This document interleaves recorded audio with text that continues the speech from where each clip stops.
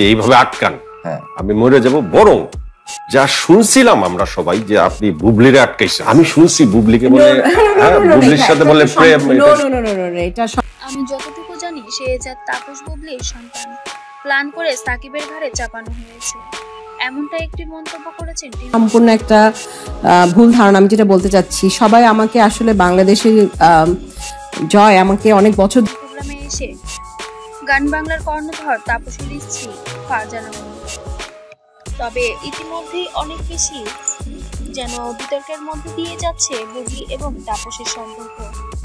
তার verified Facebook পেজে মুন্নি এমনটাই পোস্ট করেছিল যে বুবলি তার ঘর ভাঙছে এবং তার সম্পর্কের মধ্যে যেন কাটা হয়ে দাঁড়াচ্ছে।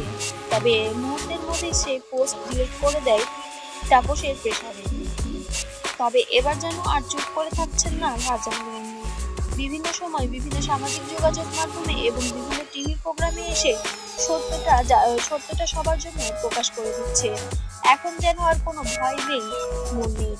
এতদিন শেখ হাসিনা ফ্যাসিস্ট সরকারের ছায়াতলে তাপস তার অনেক অপকর্ম চালিয়েছেন এবং তা ধীরে ধীরে সবটাই যেন প্রকাশ্যে আসছে জনসম্মুখে।